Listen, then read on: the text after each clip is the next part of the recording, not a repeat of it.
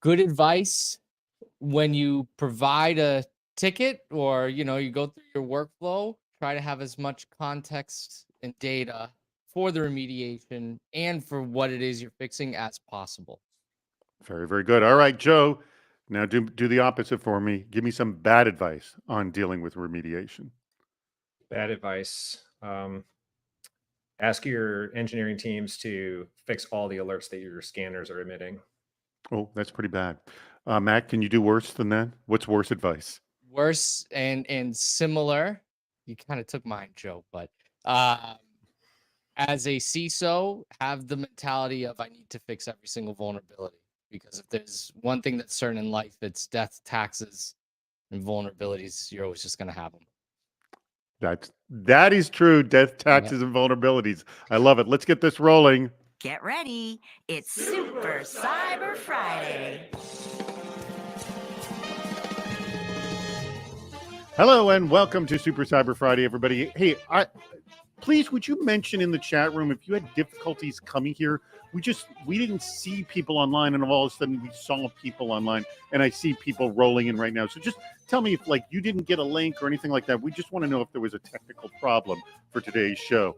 But welcome, everybody. We love to see you here for Super Cyber Friday. Today's topic is hacking remediation, an hour of critical thinking about how to take alerts from found to fixed.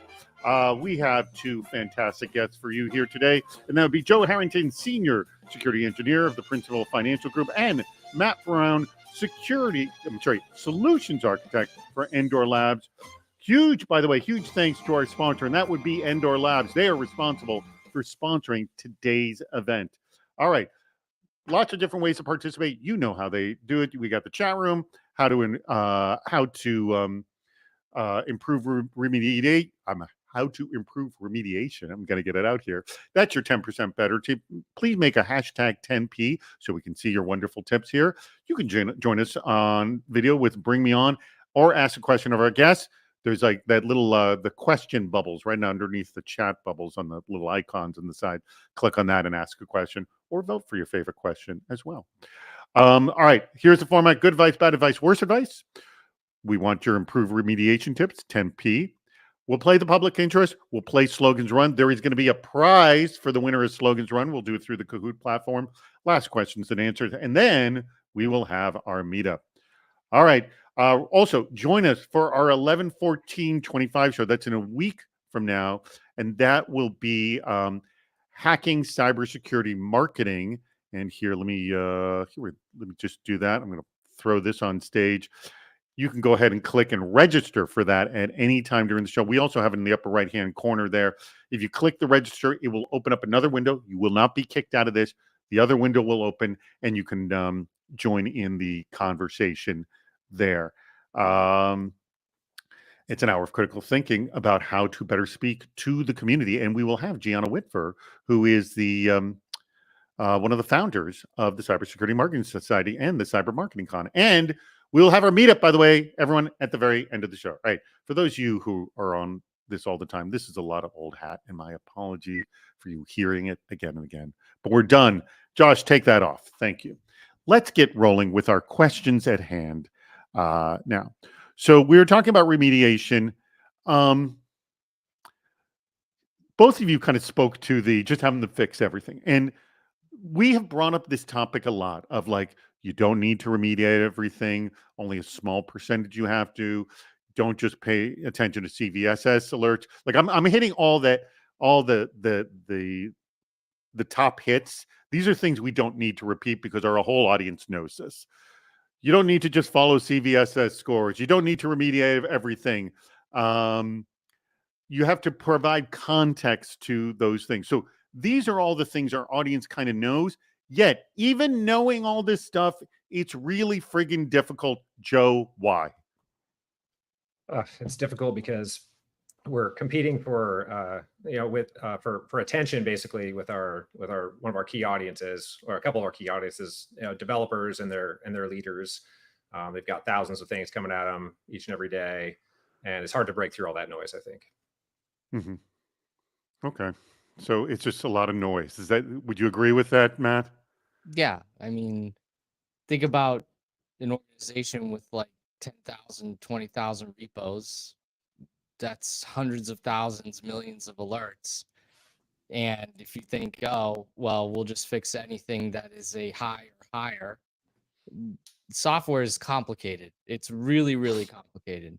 And you can't just go about trying to fix everything without also breaking everything, without slowing people down. So you have to be pretty meticulous in what you need to fix and what you should fix, rather than just the mentality of, well, let me just go ahead and fix everything. And let's be honest, I there are hundreds of thousands of CVs. How many of them are like actually exploited daily, right? How many are like actually like make the news and things like that? You could probably count them on two hands, maybe 1 foot. That's about it. But there's just too much.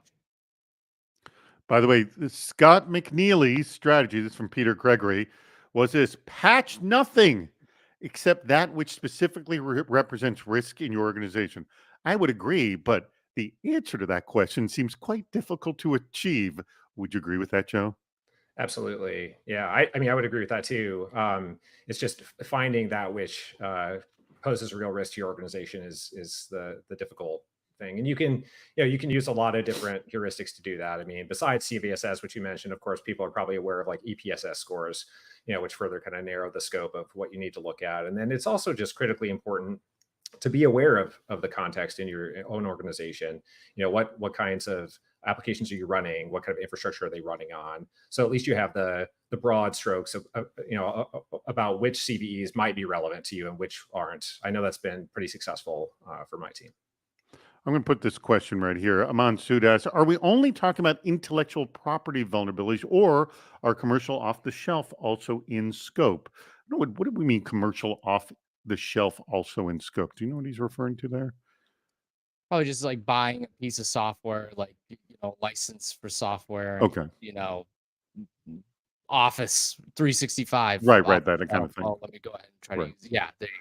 So yeah, I would assume, everything. Yes, because actually that's where most of the CVSS scores come from, don't they? From existing, software that is being readily used and available. I mean, geez, Windows vulnerabilities, Patch Tuesday. That's we'll say is so. Let's go to the what you kind of alluded to it, Joe, and I'd love it if we could get into a detailed conversation about this of the comment that Peter Gregory said of Scott McNeely, like, how do we find those things that are relevant that we have to achieve? Like, what are the variables we look at? What are the sort of telltale signs? Like, how do you make these determinations? Yeah, I mean, there are a lot of them. I mean, you have to look at, of course, like just what languages are you using in your environment on frameworks, and then again, like what are you running them on? Like, are you running them on a Tomcat server or something like that? I mean, there's like CVEs that will point to this can only be exploited if it's running on Tomcat and it's Java version X and above or something like that. So I mean, it's important to know these things, and sometimes unfortunately, this is something that's not, in my experience at least, highly automatable all the time. Like it requires just some old-fashioned research and talking with different teams around your organization. Sometimes the infrastructure teams, sometimes a bunch of your different application teams, and just combing through code bases. So it can be difficult. It can be time consuming, but ultimately it can pay off if you're able to eliminate entire classes of vulnerabilities. And like Matt was saying, sometimes that's thousands or sometimes in the worst case like millions of vulnerabilities. And if you can take those off your plate, and so people don't even have to like think about them again, it can be a big win. I would love to know, everyone in the chat room, if you can speak up and say, this is what we've used to sort of highlight what is truly relevant to us. Matt, what's your take on this? I mean, the way you can kind of think about it, like if you're thinking about, okay, vulnerability found, and then the whole process of like actually fixing something in the end, like of, okay, I now merged in code that fixes this vulnerability. It's really about like, does this affect me? Mhm. Does the criteria that which this vulnerability is exploitable and is actually dangerous, is that relevant to us, and does that actually affect us? And if my code calls an open source dependency, right? My code actually reaches a vulnerable method or function. My code is running on some internet facing application, not in like a backroom server. Do I have the proper firewall mitigation set up? Like all these different things you have to take into consideration to figure out, okay, does it actually affect me? And typically what you see is you could have a million vulnerabilities and like 10 of them actually affect you, kind of thing. And it's like those are the ones that you should fix. If the vulnerability is like, well, this only affects Tomcat server that's using Java 17 and above, that uses only Java 17. Well, I'm on Java 21. It doesn't affect me. I can make an exception for that. So there's a lot that you can do there to mitigate. Joe, what would you add to that? I would say that, I saw a comment from Apurva in the chat also calling out, is the application internet facing, versus like an internal application. So I mean that's an important consideration too. I mean, you can typically tolerate more risk if it's internal versus internet facing, or like he also pointed out, does this have it otherwise like a high blast rate? Is this a critical enterprise piece of software? Or there regulatory implications? I think those are good call outs too. I mean, those kind of things you want to give more attention to, and be extra cautious. And Renan Kasaka says, we use Dread. I'm sorry, I'm not familiar with Dread. Maybe one of you can explain. To determine the risk in our scenario, typically it translates risk better than just CVSS. My feeling, if you already have CVSS, like anything you put on top of it is going to translate better for your organization. Yes? I mean, like anything. Yeah. You can never just rely on CVSS because, I mean, there's the whole issue with this database not being updated all the time and everything like that. And that's just one kind of, excuse my corniness here, a pillar of prioritization, a piece of the prioritization puzzle, because CVSS is just one thing, right? EPSS, is it reachable? Can I even fix it? Is there a fixed version available? There's so many different things. Is it on a pull request or is it in production? Like all these different things factor into, okay, you can't just rely on CVSS. You'll just never stop trying to figure out what to fix. It's always going to happen. Yeah, CVSS is a worst case scenario too. It's not explicitly, taking into account your own organization's context. Yeah. Well, I mean, look, CVS serves a purpose. Let's talk, we have slammed CVSS so much on this program. It serves a damn purpose. Yes. One thing can't be customized for everybody. In fact, I just had this, I'm going to throw this to you, Matt, and then we're going to play our first game. This was a really good question that came up in a live show. How do you build a product? CVS is a perfect example, but it's not a product. It's, it's a reporting mechanism. But how do you build a product when every company feels they're a special snowflake? Like, I'm sure you get this all the time. But we needed to do this and this. But we need it for this and this. And we need it for this and this. How do you deal with that? You deal with it by realizing, like I've been doing software composition analysis, static analysis, SDLC for like 6-7 years now. I've never seen two customers have the same environment, tech stack. Right. Everybody is different. And I'm not just talking about programming languages, sure. Every tool, every methodology to fix things, every workflow, every ticketing, name it, everybody's different. So how do you build a product that makes it that it's like, okay, how do you kind of account for that is you make it as customizable and as, hey, let us work around your workflow rather than you working around our workflow as possible. You make super tweakable policies that you say only raise a finding or only send an alert or only break a build if it is critical, fixable, reachable. It's a direct dependency. It's this kind of CVSS or this kind of vulnerability. It's on a pull request. It has this. You make it super like nitty gritty and fine detailed. So that way you only surface the ones that you're looking for, the ones that you actually do need to fix rather than everything. But you got to make it so it's very customizable to the user rather than, well, this is how we do things and how we think it should be done, fit into our workflow. No. We got to fit into your workflow kind of thing. All right. I think that's how you do it. All right. Josh, let's play our first game. Do you know what others are thinking? On the public interest. All right, everybody, what I want you to do, the icons, there's a Kahoot icon here. I haven't even seen this as well, so I'm going to play it myself. What I want you to do is there's an icon that looks like a little game controller, like an old Nintendo game controller. Click on that, and then the Kahoot thing will appear in the window. You're going to type the game pin number in, which I'm going to do right now, 1831. All you two too as well, Joe and Matt. And we're going to play this game, and I'm going to get in here. David.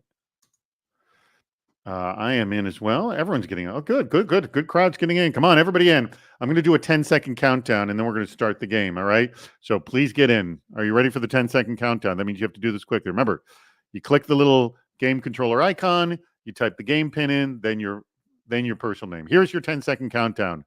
10, 9, there's a lot more of you in here that isn't in the game. Get in the game.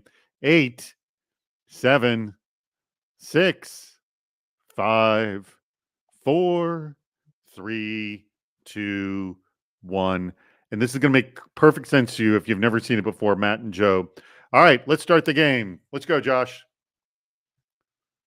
All right. You will see clearly what it is. And I have not played this. I haven't seen this. One of our other producers created it. So we're all going to play. Remember, you're graded on speed and accuracy first, then speed. Which term has the most monthly search queries? So validation or verification. Just select in the Kahoot window, which is where your chat was. I got the first one right. How you guys doing? No, I so got you it on wrong. that one. You got it wrong. Oh, there you go. Jonathan. I was all right. fast though. I wasn't fast enough. All right, verification. Ooh, look at the almost triple there. All right, then validation. All right, next one. Let's see it. We have 4 questions here. Getting 4 for 4 is quite impressive.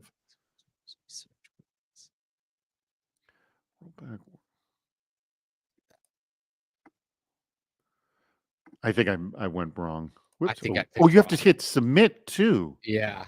Oh, I picked didn't wrong. hit the submit. Well, I knew I should have picked rollback. I knew it was going to be rollback. Only 4 people got. Oh, so that's weird. This time it made us hit submit as well. I'm in 6th place, 12 points behind Anchor. Oh, I didn't really also give you that information of how you're doing. All right, roll back. Twice as much. I picked workaround. Same. Search queries. All right. Okay. Now this time I didn't have to click the other button. Yeah. I have no idea why that was the case. We were going to look into this. Ooh, I got it wrong. I'm surprised at that. I thought it would be root cause for sure. Yeah. You know what happens is there's often some other usage for the term that has nothing to do with cyber or anything like, because these are just general questions. Sometimes it's a band name. It's a name of a restaurant. Who knows? And then that's what causes this to go out of whack. All right. So there could be the restaurant baseline or the nightclub baseline. Who knows? With a baseline. Yeah. That's a thing, right? Yeah. There you go. That's a different spelling of base, but people probably spell it wrong. Yeah. Yeah, I always try to think of other terms outside of cyber because I'm sure most of the topics are not coming cyber. Oh God, I've only gotten 1 right. I think that was I our tried to pick last one. filter because it was like the simplest one. Yeah. I did that too. I picked filter just for that, and that didn't work. Look how much more alignment is. Wow. Double a filter. I got the second most common one on every answer. So there's no way for second best. All right. I only got 1 out of. Then look at that, 2 out of 4, and you can come in 3rd place. But GD 3 out of 4. Hold on, number 1 goes to who is it? Who wins? Jonathan. Kudos to Jonathan. Congrats, Jonathan. You only get bragging rights on this, but Doc Drew and Anka come in 4th and 5th. Good job. All right, let's get back to our show. We got lots more questions. Do we have and also, by the way, get your questions in the question answer. Like you can go ahead and ask questions. And also, I never even heard of EPSS. What is EPSS? CVSS versus exploitability predictability scoring system. So EPSS it's the same people that made CVSS. It's the first org. And what it does is it essentially says, hey, in the next 30 days, based on what we've seen out in the wild, here is the percentage likelihood that this vulnerability will be exploited out in the wild, just based off of like, all right. Well, so industry yeah, trends. so it would assume that EPSS is more value to it, yes, because it's Yeah, it could, but you could also have something that's 0 today and then somebody finds an exploit for it and then it's 100% tomorrow. And it's, well, I think so there you is don't no way ignore 100%. CVSS. No, like CVSS is the starting point, and Mhm. it's the one that everybody knows, because I would rather have CVSS and it being accepted by everybody globally in every industry than having everybody have their own thing. And then it's like nobody can come to an agreement or alignment. So we have something. So for all the bad that CVS is or all the You not know, I'm great, telling you that that CVS is gets good. trashed on our show like you wouldn't believe. Yes. We did a segment on CISO Series podcast where I forced my guests, say something nice about CVSS. Nothing Good. but Much, trashing yeah, it. it's much more useful like in a 0-day situation than EPSS, right? I mean, 'cause Right. when there hasn't been exploitation yet, but there's going to be. So it's like good to know, how bad could this be? What are the attack vectors? So CVSS is absolutely important. It's just you don't want to use it by itself. All right, Exactly. Matt, I want to get to specifically what's going on at Endor Labs Sure. with regards to remediation. Sure. This is your guys' bailiwick. We've had a bunch of vendors come on and talk about remediation because it is something quite difficult. What do you do? How are you guys tackling this differently? The main thing that we do is what we call reachability. And reachability Breachability. Oh, reachability. reachability. I'm sorry, Reachability. I not guess you breachability, reachability. could also kind of say breachability too, but All right, reachability. breach or reachability. Okay. And in the context of software composition analysis, which is, hey, I'm making a website, whatever have you. Now it's using open source code because I used to be a developer in a previous life. I'm lazy. I don't, need to write everything from scratch. I'm going to pull in as much open source components as I can to make my life easier and to actually build whatever I'm building, right? And what happens is my code that I write interacts with those open source components. Those open source components have CVEs in them, have vulnerabilities. So software composition analysis has been around forever, since I don't know, late 90s, early 2000s. And everybody's been trying to figure out, okay, open source just has so many vulnerabilities in it. I'm getting a spreadsheet of 1 million different CVEs from these open source components. I can't possibly fix all these. Tell me which ones I'm using that are actually dangerous. So we'll tell you using what we have call graphs. Hey, does my code actually call that vulnerable method or function inside that open source component?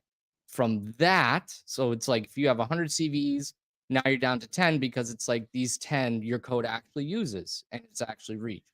The next problem is when you're thinking about fixing something that developers will tell you is, okay, tell me to upgrade this component so it fixes the vulnerabilities. How do you know that's not going to break my code?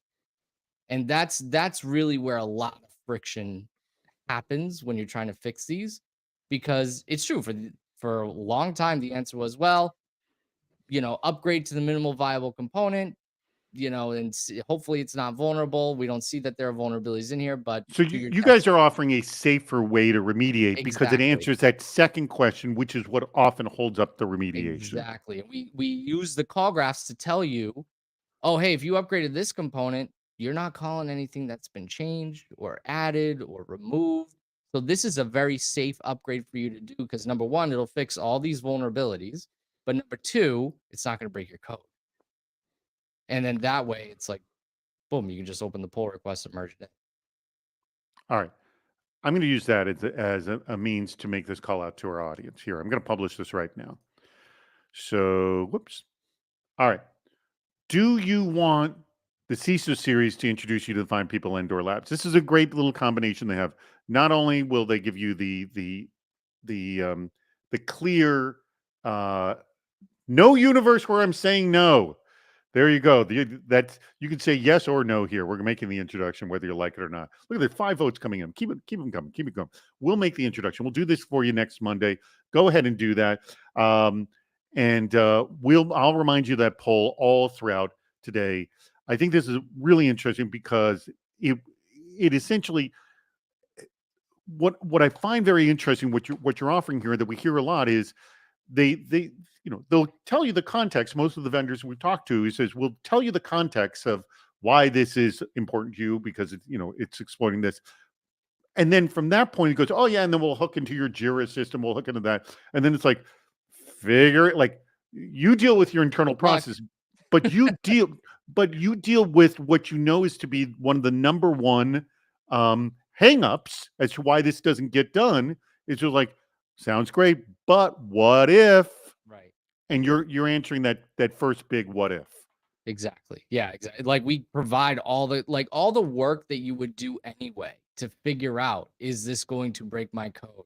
What if this happens? If I upgrade to this version, what ends up happening?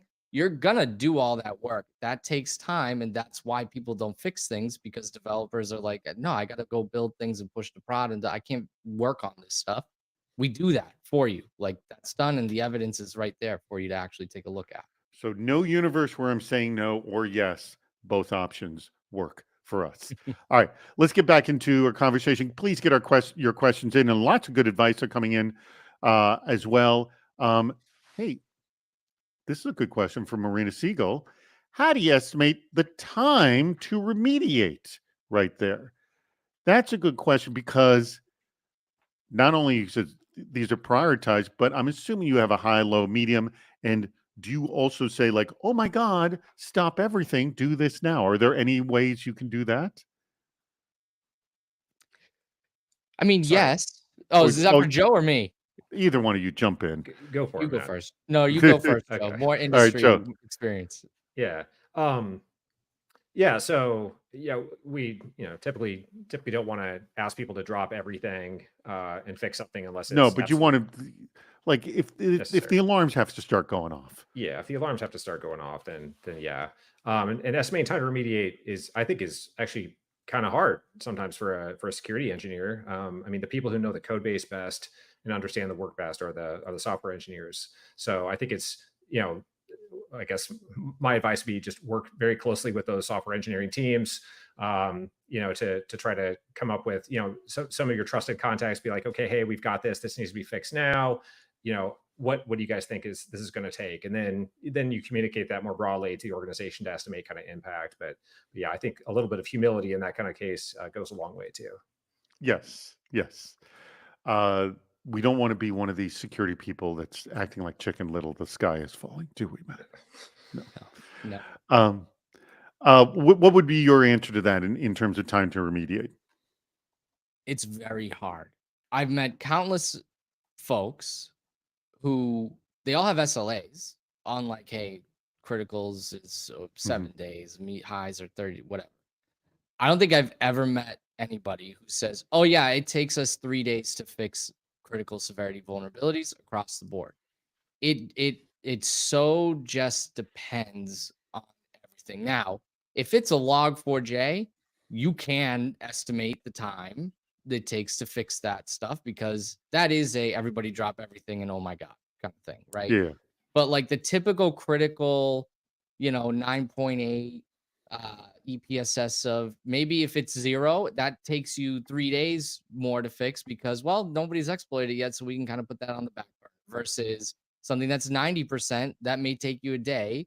Highs may take you 6 weeks. Like it so depends on so much, but SLAs are a good way to kind of at least measure that stuff and start measuring it to say like, hey, our policy is 10 days, criticals need to be fixed. Some take 1 day, some take 9 days, some take 10 days, some take 20 days, but that's rare. And we look at those kind of things. So just starting with that measurement is a good way to at least start. All right. Excellent. Awesome. We have some questions that have come in. Let me see what our questions are. Here we go from Jonathan Waldrop. All right, let's hear it. When might you recommend a full upgrade / permanent fix versus virtual patching from using a web app firewall rules / IPS or other compensating controls? That is a good question of When do you need to overhaul? When does a patch work? As someone who has dealt with this themselves, I will say that I've patched. I finally, bite the bullet and I, overall or upgrade or switch systems or whatever the heck it is. And we've brought this up before, and you come out on the other side and you say to yourself, why didn't I do that sooner? Joe, your thoughts, and where did you go, Matt? Come back, please join us. Joe, what's your advice there? Yeah, I mean, I think the short answer is, of course, like it depends, but Yes. probably the more durable solution is, in general, the permanent fix. I mean, sometimes the firewall rules have other downstream effects that maybe are not sort of what you want in your environment too. So I think that yeah, so like you're saying, Dave. I mean, sometimes you get through the patch and you realize, okay, this wasn't as bad as I thought. So yeah, but ultimately it kind of depends too on what the particulars are. What do you answer to this in terms of the advice of when do you patch, when do you do an overhaul? What's the app doing? What's the app for? Well, so I get, well, yeah. Right. So let's Yeah, ask the questions. What are the questions? Those are the things that I would ask. Is like, okay, is it a crown jewel application? If I do a full upgrade, is that going to break everything? Like, it just depends on, and I know a lot. I've been saying it depends a bunch, but it really does. Well, It's that. but like, here's the thing. I mean, I know of my experience that you look at it's not just vulnerabilities that you're Mhm. looking at. You're looking at business capabilities. Right. Like, if we do this, now we're able to do X, Y, and Z. How much does that change our business and our capabilities and what we're supposed to do? Usually that leads vulnerabilities before anything else, I would assume.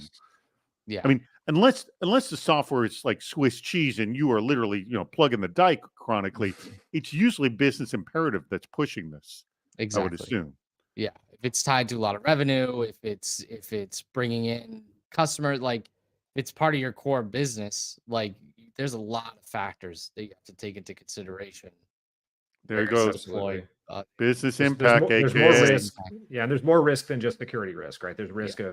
of being of downtime too. So Yep. for business impact. Tie it back to revenue.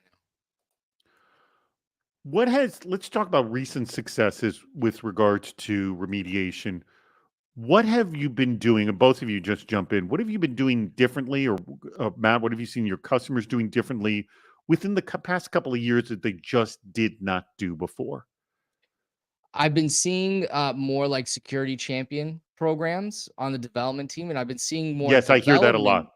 And the flip side too, developer champions on the security team, because it goes both ways. Like, it takes two to tango, right? And everybody talks about shift left and do all this stuff, and like it's really like somebody said in the chat, like lead with empathy kind of thing.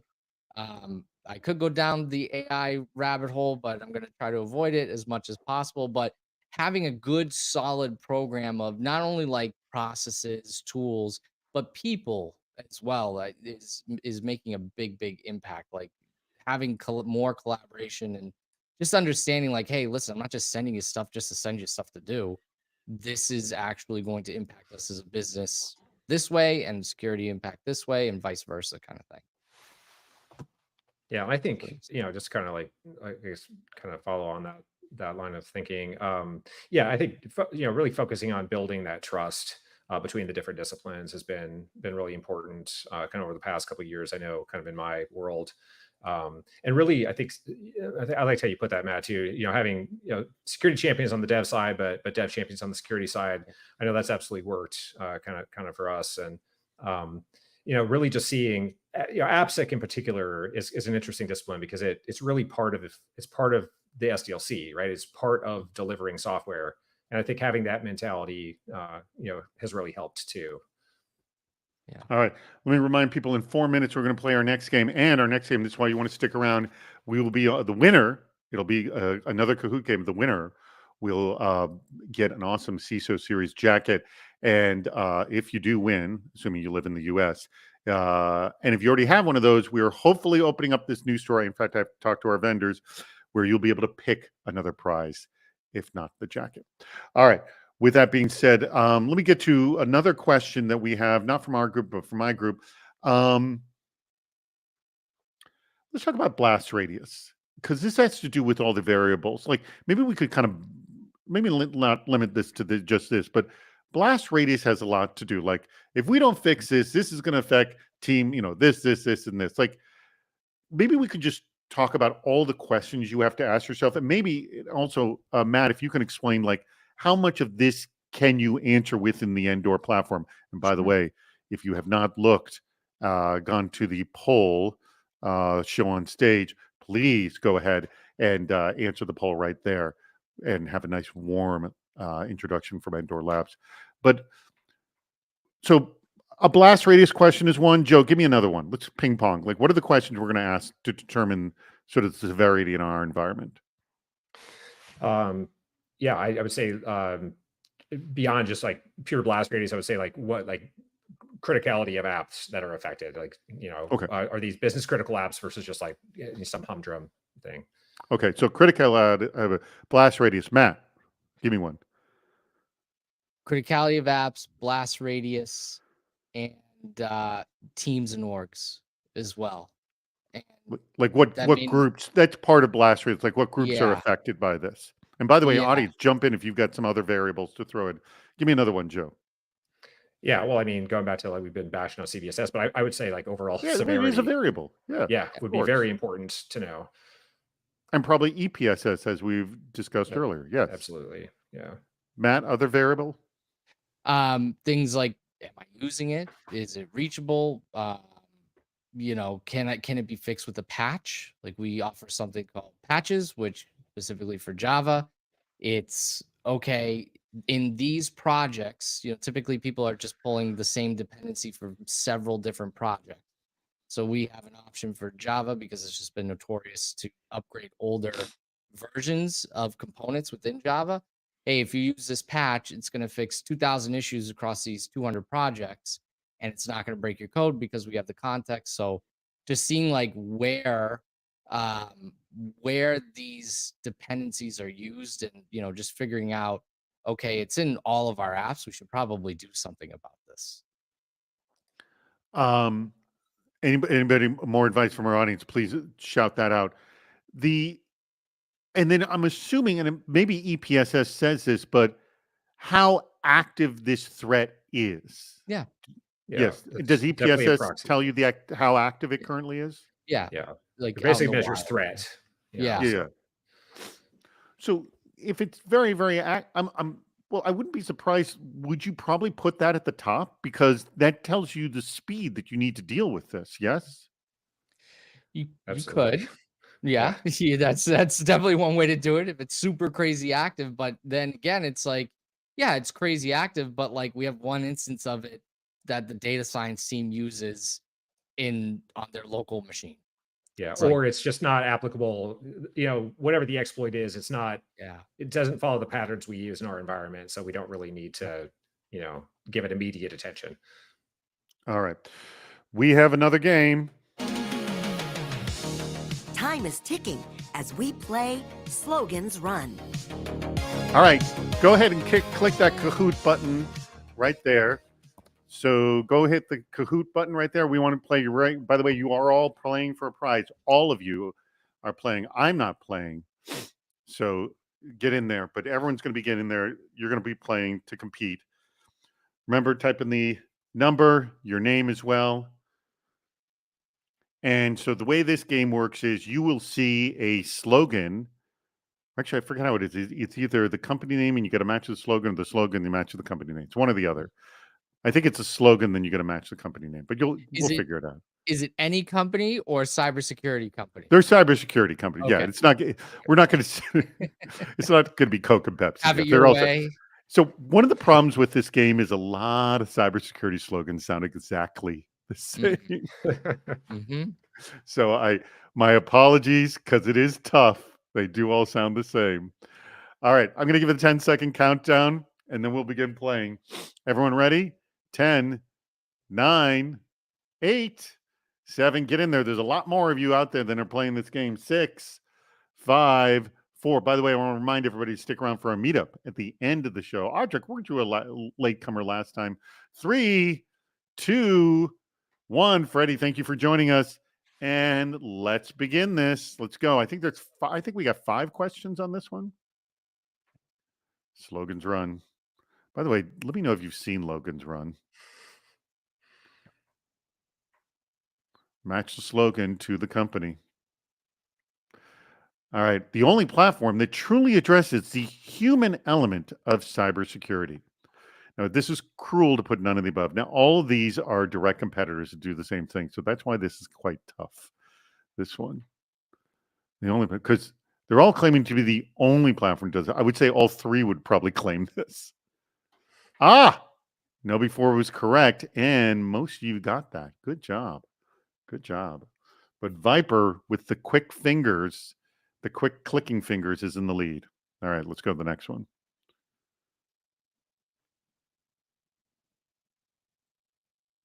Take command of your attack surface no matter what it looks like. I didn't realize to put none of the above in. I think that's completely cruel to put in. Maybe there is a cyber company called none of the above. 2 seconds. I think you got it in. Ridge Security. Only one of you got Ridge Security. I don't think I even know what Ridge Security. I would have guessed Rapid7 too. So a lot of people got hit by that. All right, Jonathan, didn't Jonathan win the last game? Wasn't Jonathan the winner of our last game?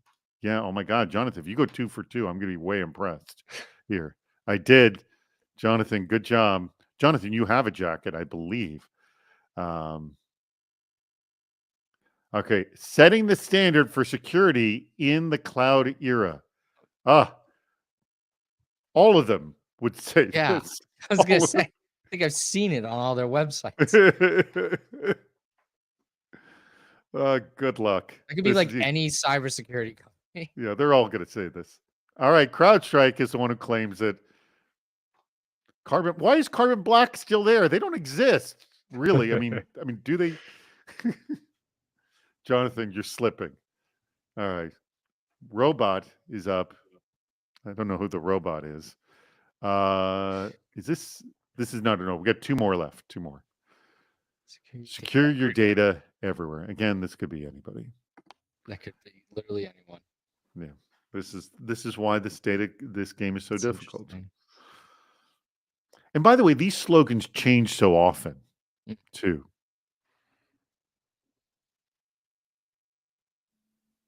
Yeah. Varonis, and most of you got that one right. I think it's because Varonis is the most well-known of it. By the way, did you see their stock price didn't do so well? Yikes. Varonis. Jonathan's back in the lead. All right, Doc Drew, Morad are top 3 right now. All right, last one. We'll see who wins here. I think this is the last one. Or maybe one more. The power behind the protection. Perva, Radware, Cloudflare, none of the above. I don't think any have been none of the above, but I don't want that to dissuade anyone to think that that couldn't be an answer.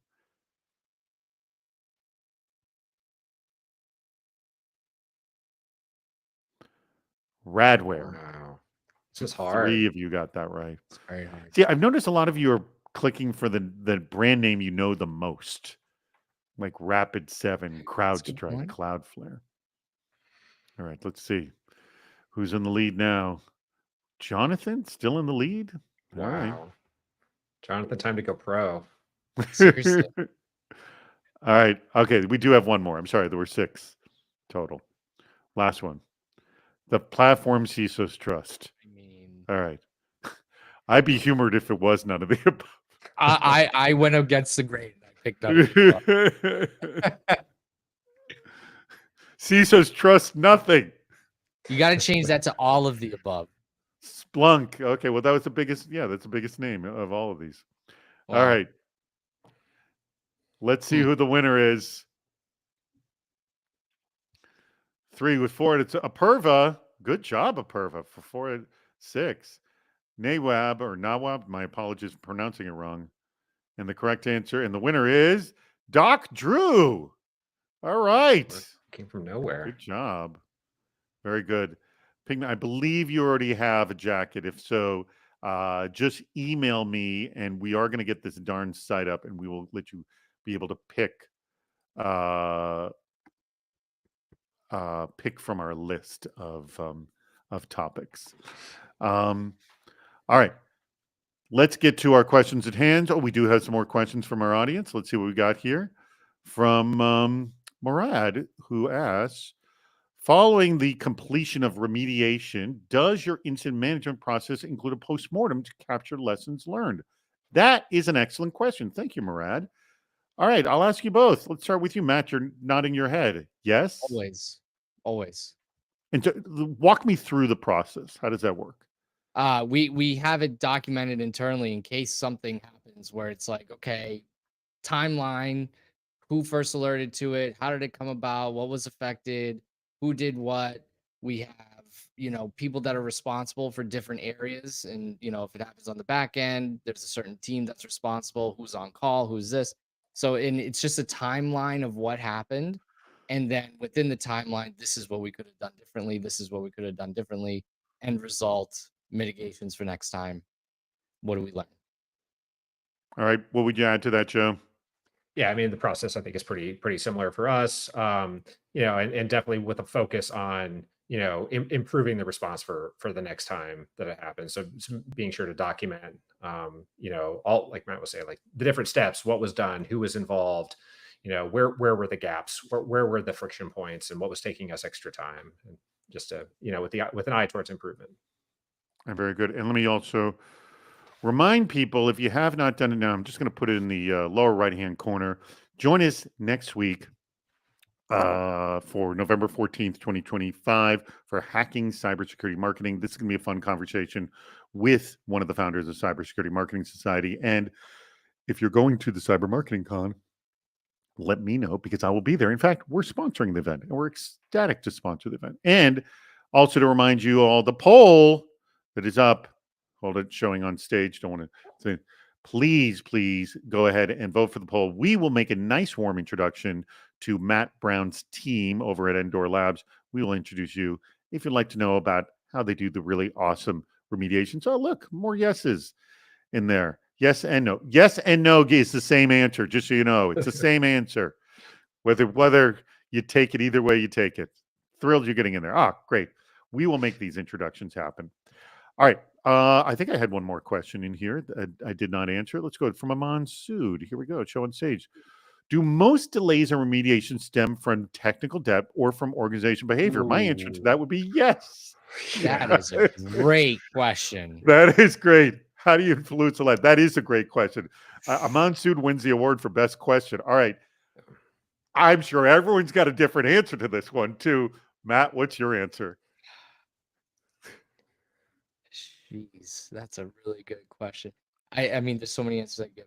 No, because the answer is yes. The answer is yes. Technical debt or organizational behavior. Yes. I will tell you. I'll tell you what's easier to deal with, and that is if you care about security, and the development cares about, like, you have an AppSec team that cares about security, all this stuff, then it's easy. Like, if you don't have organizational behavior barriers, it's way easier to start fixing stuff and to actually get past those barriers. Technical debt is technical debt. It is what it is, right? Everybody has it. You can figure out a way. It's much harder when just people are like, I don't care about security, whatever. Like, it's way easier to deal with technical debt than it is organizational behavior, in my opinion. Well, Jonathan Waldrop makes a good point. You have tech debt because of organizational behavior. They are not decoupled, are they? No, not at all. So what has been your experience between technical debt and organizational behavior? Yeah, I mean, it's both, of course, but yeah, I guess I would agree with Matt that that tech debt is easier to fix. Technical problems are always easier to fix than human problems, but human problems certainly are causing, to the earlier commenter's point, causing problems, right? I mean, if you don't have, if you're not following good software engineering practices in general, if you don't have extensive unit testing, integration testing on your code, for instance, then when it comes time to like have a quick patch that needs to happen, you have unplanned work, that's going to be a much harder lift than if you had all that stuff in the first place. And that, of course, is driven by behavior and culture. And all right. Let's see if we can do a rapid fire. And I want to get the audience as heavily involved in this as possible. Technical debt organizational behavior. I would love quick tips and advice of any. These could just be, we did this once and this worked, and maybe you didn't do it ever again, but it worked. But just like any tip, and again, audience, just throw in the chat room your advice.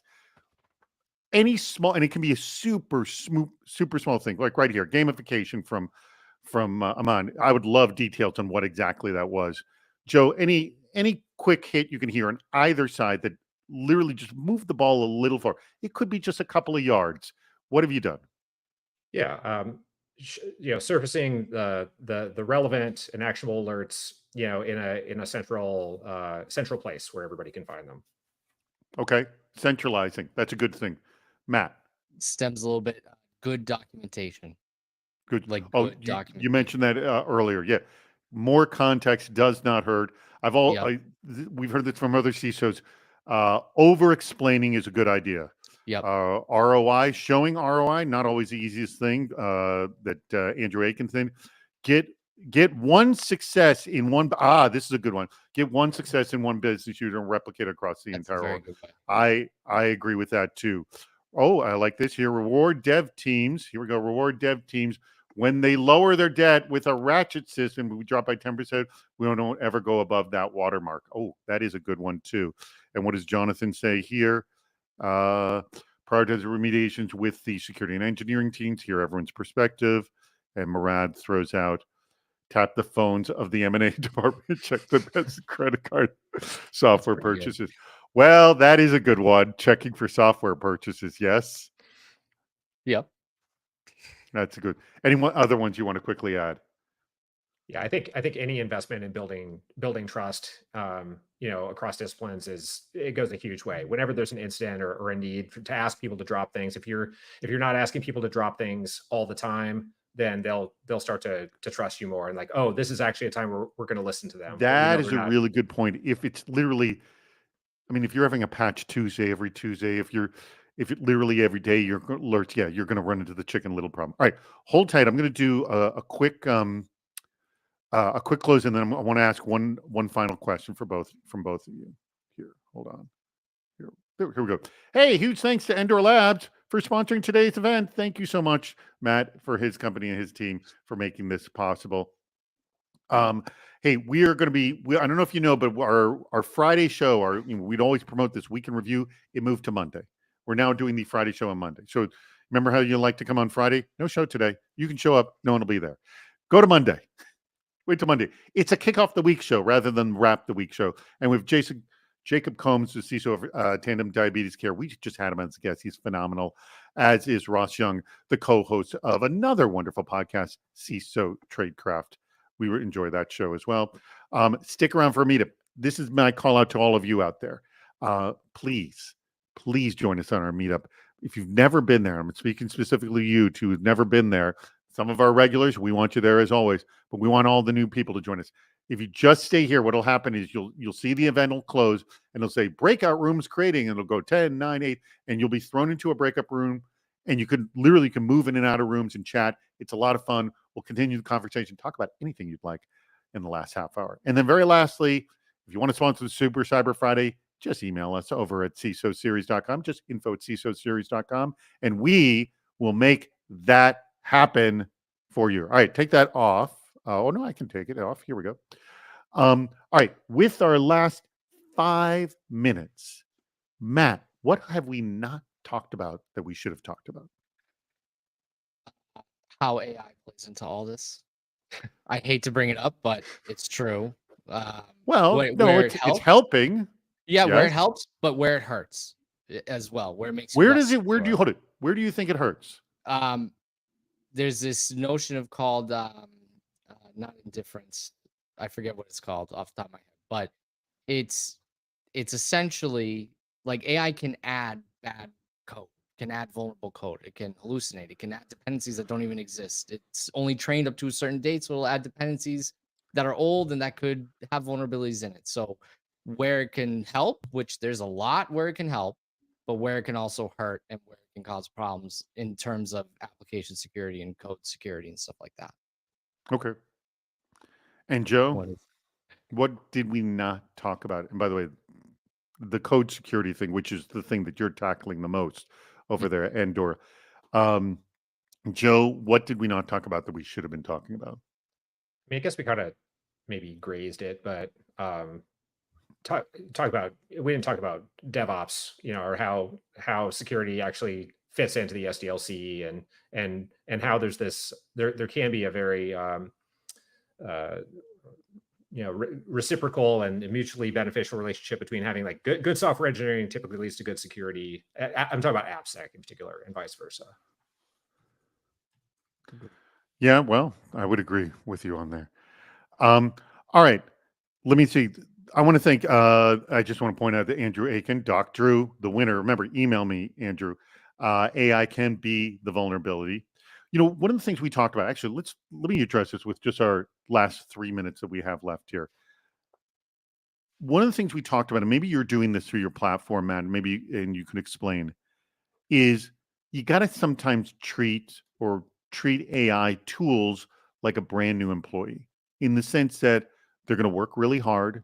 They want to work hard. They want to do the right thing, or maybe AI doesn't know one way or the other for that matter, but it's trying to train itself to do the right thing, but it will make mistakes. And Right. like for the when you hire a new employee, you don't give them admin access. You put them in a reasonably padded room, and then you remove some of the paddings over time. You keep nodding your head. Is there something like an equivalent of what you're dealing with over at Endor? Explain. Yeah, we have this capability like of an AI code security review, and people ask all the time, well, how do I secure the code that an AI generated? How do you secure the code that you generated? You secure it the same way. But what this capability does is you get all these new pull requests, not only from your typical developers, but from like the marketing folks or from other AI agents and stuff. So you can't keep up with all these security reviews of these pull requests. It's impossible. So what this does is it has a DevOps agent, an AppSec agent, and developer agent that communicate with each other. Look at every pull request that's open, and will tell you if there's a kind of security or architectural. Did I change PII? Did I change the way I handled this kind of data within the code review? Stuff that like SAS doesn't pick up or SCA doesn't pick up, but just a good secure code review would pick up, and it'll do that for you automatically and kind of put to the top the most risky pull requests. All Because it's right. not just devs opening pull requests anymore. If that doesn't compel you to want to click this poll right now, right now, to get a chance to chat with the people at Endor Labs, I don't know what will. Go ahead, click on that poll. Please, if you would like to get a nice warm lead. And now what we're going to do is we're going to end this conversation. We are now at our time. So everyone stay exactly where you are. Stay where you are, because we're going to drop into the rooms and we want to chat with you. So Josh, thank you so much. Or hold on a second, Josh, don't shut it down. I want a huge thanks to Matt Brown, who over at Endor Labs, also for sponsoring this, and Joe Harrington as well. Thank you. Principal is the name of the company, right? Yep. Principal, over at Principal. Thank you so much, everybody, for coming here. Please stick around for our meetup. I do want to chat with you face to face. So come on, join us. Josh, take us out.